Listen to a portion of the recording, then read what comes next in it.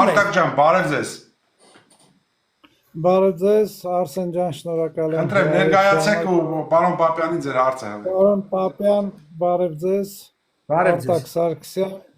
Քոչարի կուսակցության հիմնադիր, Արթուր եղբայրներից մեկը։ Մի քանի հարց ունեմ, պարոն Պապյան։ Ես նույնպես ձերպես եղել եմ այդտեղ հարցազրույց ասենք, հա, կամ ընտանեկական խոսակցություն։ Բոլորին խնդրում եմ հարցերս որպես սադրանք չընդունեք, ուղղակի հարցեր կան, որ ուզում ենք իմանանք։ Հա, բայց մեկ առ մեկ հերթով տվեք, հերթով պատասխանը, որտեղ եթե շատ տակ կմոռանամ, էլի, հետո չասեք մի փոքր մեջբերում հայկական գառնիզոնից այդ 32 հոգին, որ ընդեղ էր, այո, Հալեպում ունեինք, իմ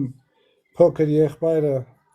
սկսած որ թվերից եղել է հատուկ ջոկատայինների մեջ եւ նրանք ապահովում էին դաշտերի ականազերծման անվտանգությունը եւ այո եղել են հայկական բնակավայրերից ոչ հեռու ու վերջում սրբազան պայքարից առաջ ռազմական ոստիկանության հատուկ ջոկատի ստեղծողներ հետո որ իմացան մեր եղբայրն է իհարկե ասացին դիմը գրի դուրս արի ինչեւ այդ չգիտեին հիմա Պարոն Պապյան ջան, առաջի հարցս, որ ուզում եմ ձեզ տալ։ Դուք երկար ժամանակ քարոզում եք Արևմտյան Հայաստանի հայերի իրավունքների վերականգնումը, բայց ինչպես եք պատկերացնում։ Ոչ, ճիշտ ձևակերպեք։ Ես քարոզել եմ Հայաստանի Հանրապետության տարածքային ամբողջականության վերականգնումը։ Ինձ համար Արևմտյան Հայաստան չկա։ Լավ։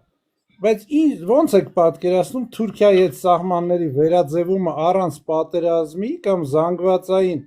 դիվանագիտության ճնշմամբ, եթե դուք նույնիսկ Հայաստանի մեջ չունեք աջակցություն, ասենք, այդպես լայն աջակցություն չունեք մեր բնակչության կողմից։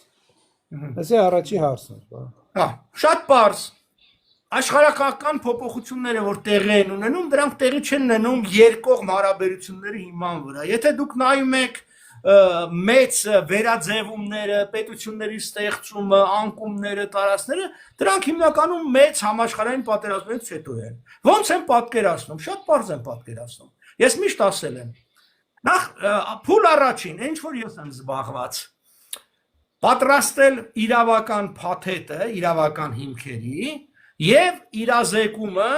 ժողովրդի ու քաղաքական շրջանակների, այսինքն որ իմանալ նման հարց կա, որը անում եմ բավական հաջող եմ անում, մի 14-15 տարի անում եմ, մի քանի լեզվով այդ ամբողջ թարգմանել եմ, տպել եմ հազարավոր դասախոսություն։ Փուլ երկրորդ։ Այս արդեն դուրս են գալի միջազգային ասպարեզ, ասենք դուրս ենք եկել։ Այս թեմայի քննարկումը տեղի ունենում տարբեր երկրների այսպես ասենք, խորհրդարանի անդամների, քաղաքական կուսակցությունների ղեկավարների հետ։ Այն պահին, եւ դա գնալով մոտենում, երբ որ ես սկսեցի, դա լրիվ անհնար էր, բայց այն պահին, երբ որ Թուրքիան կդառնա պակաս կարևոր արևմուտքի համար, եւ Թուրքիային նրա գործառույթները, որպես Ռուսաստանին զսպող ուժի կստանձնի Ուկրաինան, որը մենք տեսնում ենք, որտեղ Թուրքիայի գործառույթը ՆԱՏՕ-ի մեջ եղել է Ռուսաստանին զսպելը, որ ինքը չի կատարում։ Այսինքն, երբ որ Թուրքիայի գործառույթը կբաժանվի արևմուտքում Հունաստանի վրա, հյուսիսում Ուկրաինայի, արևելքում Վրաստան եւ Հայաստանի վրա, գործառույթը չեմ ասում ՆԱՏՕ-ի անդամ լինելը։ Եվ Թուրքիան ներսից կսկսի տրոհման process-ը քրդական գործոնի պատճառով, իսկ այդ process-ն էլ գնում է հատկապես հյուսիսարևելյան Սիրիայում եւ ամերիկացիք այդ աջակցում են, եւ այդ ժամանակ բնականաբար նույն քրդերը եւ բոլորը կհիշեն եւ մեջտեղ կբերեն եւ Սևրի պայմանագիրը եւ Ուիլսոնի իրավարար վճիռը եւ այլն, այդ ժամանակ մենք պիտի պատրաստ լինենք, որպիսի մենք կարողանանք մենք էլ ոնց ասած ներկայացնել մեր իրավունքները։ Եվ այդ դեպքում պետք է Ամերիկային ձեռնատու լինի ունենալ մեծ եւ հզոր Հայաստան։ Իսկ այդ ձեռնատուն կարող է լինի միայն մի դեպքում, եթե Հայաստանը լինի արևմտամետ, իսկ ավելի հստակ ամերիկայամետ երկիր, այսինքն Հայաստանի մեծ ու հզոր լինելը բխի Ամերիկայի շահերից։ Երբ որ կբխի քրդական գործոնով եւ այս տարբեր գործոններով Թուրքիան կտրոհվի կվերացվեն։ Ավելին ես ժամանակին առաջարկել եմ եւ դա էլ կա, այսինքն հայ քրդական համատիրության ստեղծման գաղափարը,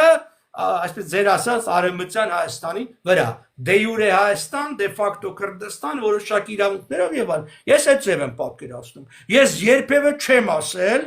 որ մենք պետք է պատերազմ սկսենք Թուրքիայի դեմ, ջախջախենք, հաղթենք եւ այլն։ Նման բաներ ես չեմ ասել։ Ես ասել եմ հետեւյալը. մենք պիտի պատրաստ լինենք, որ աշխարհաքաղաքական իրավիճակի փոփոխման դեպքում մենք էլ ինչ որ մեր բաժինը ստանք։ Այո։ Շատ բաներով իրար համամիտենք, մի վախ կա, այդ հայ քրդականը հաշվի առնելով քրդերի քանակը, իսկ դուք չեք մտածում, որ արևմուտքին ձեռ կտա պատրաստել մահմեդական Հայաստանի նահանգ Ամերիկայի մեջ, քանց թե երկու Հայաստան իրար միացնել։ Երկու Հայաստան երբեք չի եղել եւ չկա։ Ինչ երկու Հայաստան։ Ես նկատի ունեմ հիմիկվա Հայաստան եւ այդ արևմտյան Հայաստանը։ Այդ արևմտյան Հայաստան չի լինելու։ Եթե լինի լինելու է շատ պարզ բան։ Բոլոր իրավական փաստաթղթերը խոսում են մի բանի մասին։ Նախկին Օսմանյան կայսրության Վան, Բիթլիս, Էրզրում, Տրապիզոն նահանգների մի մասի միացումը Հայաստանի Հանրապետությանը։ Չկա ու երբեք չի եղել ոչ արևելյան Հայաստան, ոչ արևմտյան Հայաստան։ Դա հետագա սովետակահայ պատմագրության հորինվածքն է, որը փոխարինել է Ռուս-Հայաստան եւ Թուրք-Հայաստան տերմիններին։ Որևէ փաստաթղթով նախատեսված չի եղել արևմտյան Հայաստանի ստեղծում։ 1921 թվականի Լոնդոնի առաջի, չէ 20 թվականի Լոնդոնի առաջի հենց կոնֆերանսի ժամանակ առաջին հարցը, երբ որ հայերին վերաբերում է, ես դրա մասին շատ մանրակրկիտ հոդված ունեմ գրած համալսարանի բանբերում տպված է, քննարկվել է այդ հարցը, արդյոք մեկ Հայաստան թե երկու Հայաստան, որոշում է կայացվել մեկ Հայաստանի ստեղծման մասին, որի դամար հունվարին ճանաչվել էր, որին պիտի միացվեին, ոչ թե պիտի ստեղծվեին երկու Հայաստան եւ որին պիտի միացվեն դա, որոշումը կայացվել է, ընդունվել է, իրավարարվել, այսինքն թղթի վրա ամեն ինչ կայացել է, իրականության մեջ ոչ, որտեղ Հայաստանի Հանրապետությունը դադարել է գոյություն ունենալուց, էլի գանք Ռուսաստանը օկուպացրել է Հայաստանը, Թուրքիայի հետ այսա գալիս ենք մարտի 16 Մոսկվայի պայմանագրով կիսել են երկիրը եւ այդ շահառու երկիրը Հայաստանի Հանրապետությունը դադարել է գոյություն ունենալուց։ Սա է։ Հիմա ինչ վերաբերում է քրդական մասին կամ արևմուտքի շահ, իհարկե կարող է։ Արևմուտքը կարող է հետ շահագրգռված չլինի։ Դրա համար բամեզանց է կախված մեր աշխատանքը։ Բա եկեք աշխատենք, բա ես որ գնում եմ հարյուրավոր հանդիպումներ եմ ունենում, հազարավոր նյութեր եմ տպում, տարածում եմ, խոսում եմ։ Հիմա սրա մասին ամերիկացիներն են խոսում։ Սրա մասին մարդիկ, որոնք 5 տարի առաջ բան չգիտեին, այսօր գիտեին։ Բա մեզանից է կախված։ Եկեք անենք, հասնենք դրան։ Հրաները կարացան մի հատ Բալֆուրի դեկլարացիայով, մի հատ Բալֆուրի անձեռոցիկի վրա մի հատ ստից նամակով հասնել նրան, որ սա աշխարհը իրանց իրավունքը ճանաչեց Պաղեստինի վրա, մենք ունենք ամենաբարձր մակարդակով իրավական փաթեթ, չենք օգտագործել, թողանենք, կկարողանանք, կկարողանանք, չենք կարողանա քրդերը կվերցնեն։ Ես չեմ ասում, որ անպայմանորեն մերն է լինելու։ Ես ասում եմ, եկեք անենք, որ մերը լինի։ Չենք կարողանա, կարող է մենք չկարողանանք վաղը ընդհանրապես պատմության թատերաբեմից վերանանք։ Բայց դա արդեն ոնց որ ասած մեր խնդիրն է։ Դա դեռ չի շանկում, եթե վերանալու ենք, այսօր ոչինչ չանենք։ Լավ, պարոն, ես հարցս իզուր չտվեցի, երևի Հայաստանում չկա նախագահ, որ երկու ամերիկյան նախագահի հանդիպած լինի, ես երկու ամերիկյան նախագահի եմ հանդիպել։ Լավ, անցնենք առաջ։ Ուրեմն դուք աջակցում եք Սասնա ծռերին, երբ նրանք զինված հարձակմամբ գրավեցին ոստիկանության գունդը։ Այդ ժամանակ դուք արդարացնում եք նրանց քայլերը։ Իսկ հիմա, երբ այդ մեթոդը կիրառվի ձեր դեմ կամ ձեր համախոհների դեմ, դուք դա կարդարացնեք, պարոն Պապյան։ Դա ոչ թե ես եմ արդարացնում, մարդու իրավունքների համընդհանուր հռչակագրի մեջ, դա թիվ 1 հռչակագիրն է, նախաբանը միանշանակորեն դա ընդունում եւ արդարացնում է։ Ասում է, երկրի ղեկավարները չպետք է կառավարեն երկիրը այնպես, որ ժողովրդի միակ հնարավորությունը սեփական իրավունքները պաշտպանելու հարցում մնա զինված ապստամբությունը։ Դա ամրագրված է որպես թիվ 1 իրավունք, կրկնում եմ մարդու իրավունքների համընդհանուր վարչակարգի մեջ։ Եթե ես այնպես կկառավարեմ, որ ժողովրդի միակ հնարավորությունը կլինի իմ դեմ ապստամբելը, թող ապստամբեն, թող գելոտինի ենթարկեն, թող կախեն։ Ուրեմն դու այնպես կառավարիր երկիրդ, այնքան ժողովրդավար եղի, նախ որպեսզի դու նրան հնարավորություն տաս, այդ ինչի ժողովուրդը մինչև հիմա էլի վստահ չի որ կարա ընտրություններով իշխանություն փոխի։ Հայաստանը 91 թվից առ այսօր ոչ մի իշխանություն ընտրությունով չի փոխել։ Ոչ մի, ներառյալ Նիկոլ Փաշինյանը։ Հիմա բացասական ոնց որ ասած նախընթաց ունեն։ Ես իրավունք ունեմ կասկածելու, որ ապագայում եւս չի լինելու այդ, որովհետեւ երբ որ ես տեսնում եմ Նիկոլի վարքը, ոնց են կաշառում, գյուղերում տանում փողեր են բաժանում, հիմիկվանից արդեն սկսած, ոնց են մի հատ լայք դնելու համար մարդկանց գործից անում, ինչ հալածանքների են ենթարկում եւ այլն, բնականաբար, երբ որ դու թողում ես մարդկանց, թողում ես երկու հնարավորություն, մեկը արտագաղթն է, որպեսզի իրանք արտագաղթեն, կամ անգամ եթե արտագաղթ չի մնալով երկրի մեջ, իրանք արտագաղթեն դեպի իրենց ներս, այսինքն դառնան ամենի նկատմամբ անտարբեր, մյուսն էլ փոքրամասնությունը, այո, դիմի պայքարի, եւ կրկնում եմ, պայքարի բոլոր ձևերը, մի հատ էլ ամփոփեմ ասեմ, պայքարի բոլոր ձևերը, այդ թվում զինված ապստամբությունը, մարդու իրավունքների համընդհանուր հռչակագիրը ճանաչում է որպես պայքարի լեգիտիմ ձև։ Համաձայն եմ ձեր հետ, եթե իրականում դուք այդ հռչակագրի վրա հիմնվում եք, հետո ինչու հրաժարվեցիք ակտիվորեն պաշտպանել Սասնա ծռերին, ու հիմա երկրորդ հարցը տեղից, եթե նույն բանը 16 թվի հիմա կրկնվի այս իշխանությունների դեմ, դուք նույն մեթոդներով, դուք այդ շարժմանը կպաշտպանեք, թե կքննադատեք։ Հիմա երկու հարցեր, մեկը ինչու հետո ասենք լավ զինված էր վատին ճիշտն ասած ես այդ հարցի հիմքերը չեմ տեսնում դու որտեղից գիտեք ես ոնց եմ իրանց պաշտպանել ակտիվ թե ոչ ակտիվ եթե այդ բանը շարժումը կամ այդ իրադարձությունը կամ այդ արդարահատույցը ինչպես արևմտահայերն են ասում տեղի ունեցել 16-ի ամռանը 18-ի ամռանը ես արդեն պաշտոնապես, երբ որ իրանց բանտից բաց են թողել, աջակցել եմ եւ իրանց հիմնադիր համագումարում ելույթ եմ ունեցել եւ իմ աջակցությունն եմ հայտնել։ Իդեպ այդտեղ ես հարցերից մեկը որ խոսել եմ, դա եղել է միջին արևելքում պետականազուրկ ժողովրդների աջակցության հարցը, որպես Հայաստան պետության թիվ 1 առաքելություն այս տարածաշրջանում, որը Հայաստանի դերը շատ կբարձրացներ։ Այսինքն ես 18-ի սեպտեմբերից իրենց աջակցել եմ։ Ես լինելով անձ, որը երկու անգամ Սասնա ծռերը եւ Բևեր ընտրությունների են գնացել, ոչ մի անգամ չեմ եղել ընտրացուցակների մեջ, հիմա էլ չեմ լինելու, ես գիտեի, որ չէի լինելու, աջակցել եմ, դա նշանակում է ես աջակցել եմ, որտեղ ընդունել եմ այդ մարդկանց, ոնց որ ասած ծրագրերը, գոբանը, եւ ի տարբերություն շատ-շատեր ես չեն կարող աթոռա կրվի մեջ մեղադրել, որտես աթոռ չեմ կարող ստանալ պարզապես, որպես երկքաղաքացի, ես ոչ կարամ պատգամավոր լինեմ, ես ոչ կարամ նախարար լինեմ, ոչ կարամ վարչապետ, ոչ էլ եւ այլն եւ այլն։ Սա մեկ, ուրեմն ես այդ աջակցել եմ, ինչով կարացել եմ։ Մյուս կողմից ես շատ զբաղված մարդ եմ, այ հիմա այս պահին ես երկու գրքի վրա եմ աշխատում, գիտական գրքի վրա, որոնք մինչև մի ամիս պետք է վերջացնեմ, ու ես դա աշխատում եմ հունվարից։ Մարդիկ 3 ամսվա ընթացքում երկու գիրք չեն գրում։ Մեկը 348 էջ, մեկը 228 էջ, մեկը անգլերեն, մեկը հայերեն, երկու տարբեր։ Ես անում եմ, ես ամբողջով հանդերձ։ Ճաշված ես նաև ուրիշ բաներով եմ զբաղվում, այդ թվում նաև պետք է իմ ապրուստը ուկամ, թե փառք տղերքիս էլ իրանք են ինձ սպանում։ Հիմա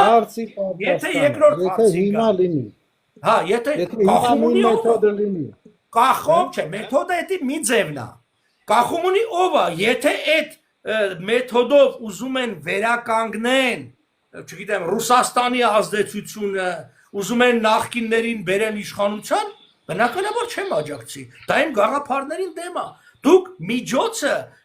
պայմանացա բանով, նպատակով, իդեպ ասեմ ձեզ, երբ որ 16 թվականին ՊՊՑ-ի վրա հարձակում եղել է,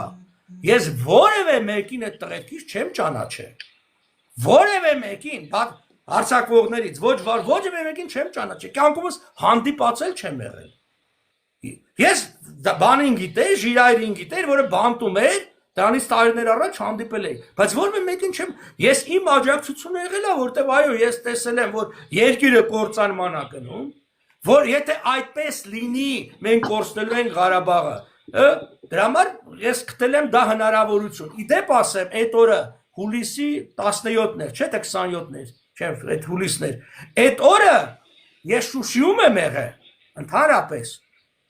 Այդ օրը մենք Շուշիի հռչակագիր էինք ընդունում եւ այլն։ Իդեպ այդ օրը նաեւ Սերժն էր այնտեղ։ Նա էլ ուրիշ բան էր այնտեղ։ Այդ էր։ Մենք առավոտը որ Կիրակի օրով արթնացանք, զարմացանք, որ լսեցինք այս բանը, մինչև եկանք հասանք Երևան, արդեն 5:30-6-ներ ամեն ինչ փակել, շրջափակված էր։ Այնպես որ ու այդ բանի ժամանակ կոնկրետ այդ տվյալ տարածքում դե ես ինչ կարայի անել, այսինքն այնքանով եմ աջակցել, ինչքանով կարող եմ։ Այ ուրիշ բան, հետո արդեն ասեմ 18 թվականից Արտակ ջան, всё, Արտակ ջան, մարդիկ շատ են ախպեր, շատ են, չէ՞ մարդիկ։ Կա չարժ ախպեր, մի բան չարաշայեք, լավ։ Ասենք իմ ինֆորմացիան մի քիչ բանտում մարդիկ ունեք, լավ, դա ձեր գործն է, ինչու ձերբակալված չեք։ Ասենք ես ոչ մեկին չեմ աջակցել, դեմ եմ այդ զինված խմբավորումներին, որ հայ են սպանել, ինչ ձև, ինչ մեթոդ ուզում եք ասեք, այնտեղ զոհվել է երեխաների հայր, կռված մարդ, ես դրանց ընդհանրապես դեմ եմ, ես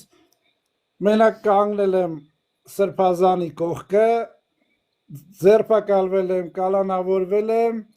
հիմա էլ վարչական հսկողություն։ Այդ ձեզ ինչ մեղադրանք է Սրբազանին կանգնելու համար, կողքը կանգնելու համար են ձեզ բռնել, թե այլ մեղադրանք է։ Չէ, մեղադրանքը իբր զենքի առևտուր, որը չեն գտել, ձեր վրա չեն կարում գտնել ինչու դուք, որ սատարել եք, չեք աջակցել, հա, սատարել եք այդ զինված սասնածռերի ակցիան կամ քաղաքական դաշտում եք, իրական օպոզիցիա եք, ինչու ձերբակալված չեք։ Որովհետև ես օրենք չեմ խախտել, առիթ չեմ տվել կասկածելու այդ զենք պահելու կամ զենքի առևտրի մեջ եւ այլն։ Ես գիտեմ, որ իմ վրա փորձեր ա կատարվել օրինակի համար ժամանակին խումբա գնացել ստուգելա Կանադայի դեսպանատան բոլոր ֆինանսական եւ այլն միջոցները, ամեն ինչ բացառիկ մաքուր է եղել եւ այլն, վստահեցնում եմ ձեզ, եթե իմ վրա մի փոքր բան լիներ, կեղծիք, զեղծարարություն, թալան, այդ կանտարի վերջո իշխանության մաս եմ կազմել, չէ՞։ Ես էլ կարայի հողամասեր, տներ, բաներ, սեփական ոչինչ չեմ արել։ Այսօր բացի նրանից, որ իմ տղաները Հայաստանում չեն, մի հատ ուշադրություն դարձրեք, ինձ այլ մեղադրանք չեն կարող հնչեցնել։ Չեն ասում նա թալանել ես։ Հա չէ, ուզում եմ ասեմ, իմ ասածը հետևյալն է, եթե իմ վրա ինչ որ բաներ լիներ, հաստատ այդ ամբողջը մեջ կբերեր։ Բայց մյուս կողմից ռուսը ասում է ատյուրմի ու չգիտեմ մի զայկայս, հիմա էլի կարող է մի օր էլ նստել։ Իդեպ ասեմ, իմ վրա քրեական գործ հարուցված եղել է։ Այդ բան, որ մենք 20 թվականի նոյեմբեր 12-ին ցույցի դուրս եկանք, մենք միակ քաղաքական ուժն ենք, որ փողոց դուրս եկանք ու Նիկոլի դեմ ենք այդ բանին։ Մեզ եկան բռնեցին տարան, բերման ենթարկեցին, քրեական գործ հարուցեցին, տարուկես, ուղակի խափանման միջոցը ընտրել էին երկրից չփոխել։ Պարոն Պապյան, այնքան չեմ ուզում այս թեմայից խոսեք, ասեմ ինչու։ Աստված չանի վաղը մի բան լինի, պիտի ասեն Արսենի ետերից հետո մարդկանց հյուրերին ձերբակալում են։ Մի կարեք ախպեր դες բան։ Ես ուրախ եմ, որ դուք ձերբակալված չեք, ես ուրախ եմ, որ դուք մեր կողքը նստած հարցերին պատասխանում եք։ Ու ուրախ կլինեմ, եթե Արտակ ջան, քո վրայից այդ շինցու գործը քանեն։ Վստահ եմ, եթե մենք միացնել ենք, մենք կհասնենք դրան։ Քաղաքական պայքարի մեջ մտա, առաջին բանը որ արեցի, գնացի նոտարի մոտ, իմ կտակը գրեցի, իմ երեխեքի անունով։ Մի հատ փակ ծրարի մեջ էլ բոլոր փասպորտները գրեցի իմ տարբեր բաների եւ այլն, բան։ Էդ էլ դրեցի առանձին, ես այն պատրաստ եմ եղել։ Ոչ միայն ձերբակալվելուն, Հավատացեք, էդ այլ են տանում, պատահարից զոհվելուն կամ պատահականորեն թունավորվելուն։ Ես այդ ամբողջին գլխից պատրաստ եմ եղել, ուր եմ գնում եւ ես պատրաստ եմ։ Բայց ես նաեւ հասկանամ, քարտերն են տանում, միջև հիմա չեն տալիս, պատրաստ եղեք, պահեք ուրիշ տեղ։ Լավ, շնորհակալ եմ Արսեն ջան, հետո Ես եմ շնորհակալ, Ալբերտ ջան, շնորհակալություն։ շնորհակալ եմ։ Լավ, շնորհակալություն։ Ասա